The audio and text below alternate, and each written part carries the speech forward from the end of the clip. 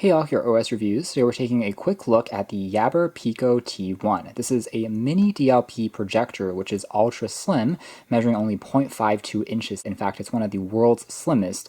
Now, with that being said, in order to achieve such a slim profile, one of the compromises here is they had to get rid of a built-in battery. So you have to use either the battery from your phone when you're connecting it using Type-C, or you can connect it to a power bank, and one of those comes included in the box. So there is a keystone correction functionality, magnetic tripod, which is supported, and otherwise has built-in Wi-Fi as well if you want to use wireless screen sharing. Portability is the main selling point here. It's not necessarily going to be the, say, highest resolution projector in the world. In fact, it's quite average compared to other DLP Pico units we've seen, which is to say it's capped at 480p native output, but of course you can input at a higher resolution like Full HD or 4K, but it will just output technically at 480. But still, DLP units like we've seen time and time again often look better than that number would make you believe.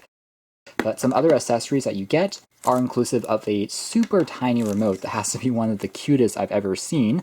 It fits right in the palm of your hand, although it does take a cell-based battery, but you can use this to change the settings, volume, turn it on or off, if you don't want to use the built-in controls on the top of the projector itself. You can plug it into HDMI, but it is using a micro HDMI on the projector itself because of how slim it is, and then you can convert it into a full size to plug into a computer or gaming console. And then here is the magnetic tripod. So it has just a rubber accent at the top, and you just attach it onto the base like so, and it stays in place, even though there isn't a physical screw, which I get they're trying to go for a more sleek design, but I think it would be probably good to have both options so that if you wanted to use it with a standard tripod, at least you would have that versatility, although this is a pretty compact and again, super mini design. We've also got access to a USB Type-C power adapter, and again, you can plug this into the wall and use it, or you can attach it into a power bank. You also get an additional soft carrying pouch. Pretty thoughtful extra, actually feels quite premium here, and this can be used to bring all of those accessories with you when you're on the go, along with a quick user guide. So you can stack in here, for instance, the cables, the tiny remote, along with the tripod when folded down, and it will all fit into this sleeve that is included. Pretty thoughtful. Now, more importantly though, this is also where you'll find the power bank, which is a pretty standard power bank because it will work with any power bank that you might already have. But since there is no built-in battery, that's why you need to add this if you want to make it truly portable. Power bank does come in its own little packaging, so it's almost like they picked this up off the shelves, but just included it as a bundle with the actual unit that they've made here. But this included power bank is 10,000 milliamp hours. Again, you can always use your own.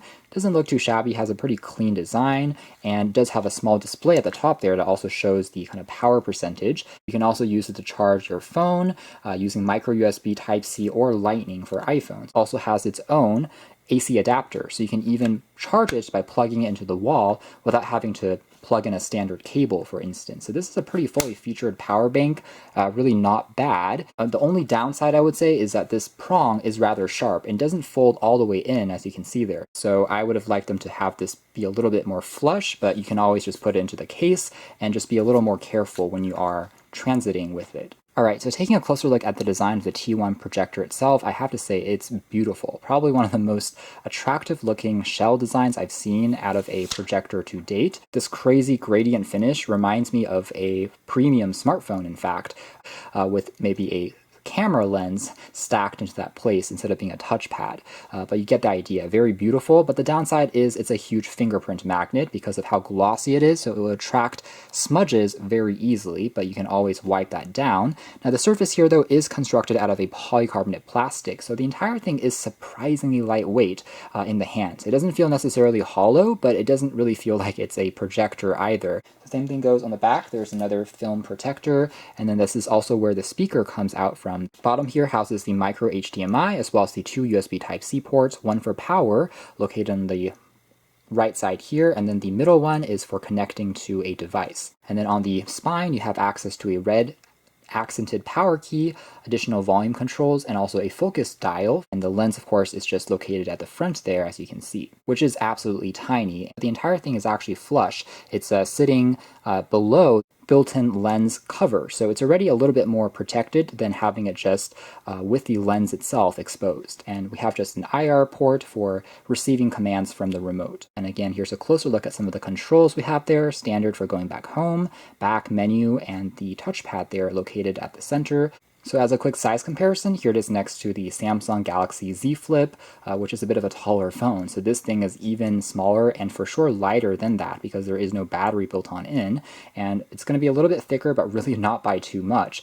Very fashionable, but again, keep in mind that you do need an external power source for it to be driven. Here's the boot up animation. Usually takes about 20 seconds to turn on, and there is a built-in Android OS, so it's not going to be quite as fast to boot as kind of a dumb projector, quote unquote, because you are able to watch things like YouTube, some TV show content without even necessarily connecting it to a phone or a computer. This also provides a demo of how bright the projector is in terms of if you have background lights around you, it's not going to be the best effect, which is pretty much the case for any projector in general, especially with Pico units, which are just so tiny. The anti-lumens on here are about 100 or so, so you ideally want to be in a darker space. Here right now we are in a pretty sunny room, and you're still able to make out some of the text and details. Granted, it's condensed right now to about a, I would say, 15-inch size, so it's not the largest screen either. The further that you stretch, of course, the lower the brightness per square inch of the picture. The colors do look pretty realistic. Of course, we'll take a closer look at the best effect once we lower the lights, but overall, again, a relatively clean UI, similar to a lot of Android TVs and smart TVs these days. So anyways, if we take a look here at the projector itself, I do want to also do a quick demo of what it sounds like next to the camera. So that's how loud the fan is. And this projector does have auto keystone as aforementioned. So as we are rotating it and tilting it across the wall, you can see that the image is trying to compensate accordingly to make it still look flat. And the entire setup, while we do have the cables connected, is no longer quite as elegant as maybe originally it would seem, but still the magnetic tripod is doing an okay job. So things that we're able to control here include accessing some of these carousel tiles of sports content, which is popular at the moment. You can also access a baked-in app store, which gives you access to some additional content that you can install specifically for this optimized Android TV-like view. So things that you can do here, such as interact with certain streaming services like Hulu, Pluto, NBC, YouTube Kids, ABC, so on and so forth. Although the built-in touchpad is pretty responsive and easy to use, you get this virtual mouse that pops up on screen. Similar to with the remote, both of these pieces are not backlit. I think that is one thing they could potentially add in the future just to make it a little easier to hit in the dark. But regardless, overall, not bad in terms of that usability. Some additional icons on the bottom here allow us to take a look at our favorite apps, which you're able to add on here and pin to the dock. Things like YouTube, the browser, for instance. You can jump into the full list of applications, which will then show up down below here. Some other popular streaming apps. If you are a subscriber, you're able to then just jump in and access. Pretty simple stuff. And additional content like local movies and content if you have it stored via a thumb drive or onto the system's memory itself, which it has 8 gigabytes out of the box. Again, similar to a Android smartphone, a basic one that is. Under additional settings, you're able to control and connect to other Wi-Fi sources, connect to other Bluetooth speakers, and some of the other projection settings also allow you to change things like the keystone as well as the brightness, which by default it will be at the brightest, and that's pretty much what I would recommend leaving it at, but you can also change that if you desire. Some other modes here include flipping the screen around if you're trying to project it onto the ceiling. So overall, the system's UI is pretty responsive to navigate, at least. It feels fast enough. If we wanted to go and switch into its source, you can then be able to switch into the HDMI connection, which right now we are linked into a computer, and you can see that it's inputting at 1080p, but again outputting at 480, but still not too shabby, I'd say. And using a wired connection, you do get a relatively fast experience. Let's play back a quick video clip here just to showcase what the quality is like and also hear what the speakers sound like.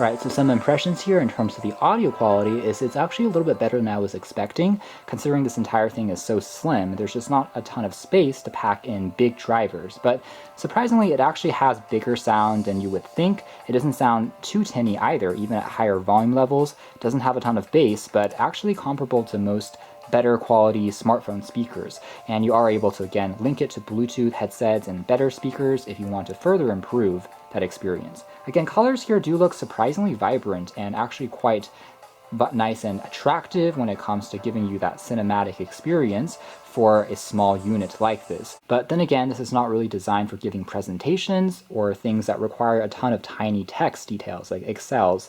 That will still struggle a little bit more because inadvertently, if you are zooming all the way in, you can still notice some of that pixelation the further in that you go. So not really designed for office work or really an office presentation projector, but that's kind of to be expected, really meant just for maybe a little bit of reading back of larger articles and primarily for videos that you'll be watching. And then gaming might also be an okay experience if you are connected using HDMI into a Switch or a console, also is getting you a pretty nice experience, but just keep in mind it's going to be a standard 60 Hz output as opposed to something ultra fast in terms of the refresh rate, but overall really not bad in terms of the experience.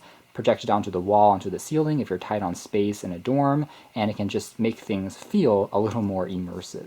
Alright, so that's more or less it as far as our hands-on review of the Yaber T1 Pico projector. And I have to say it is super beautiful in terms of the finish, and it's pretty polished in terms of the software and the entire experience. The package gives you a lot of goodies inside, but of course, in order to get to such a slim profile, there are some definite compromises here, including the fact that there isn't a built-in battery, you have to supply your own. It's not too problematic in itself. In fact, it almost makes it a modular component, but it does mean that you have to bring along kind of an extra part or cable to complete the package. Now, one other thing here is, again, that tiny micro remote is super cute, although, again, using a cell battery instead of a standard battery just to get the size small is another example where maybe you're losing a little bit of that standardization just to make it so compact. But overall, this is still a well-performing pocket projector, and at the end of the day, if you do want something really stylish, beautiful to carry around with you, and just as small as possible, then this is definitely worth, I think, considering at the very least, overall with slightly better performance than you might expect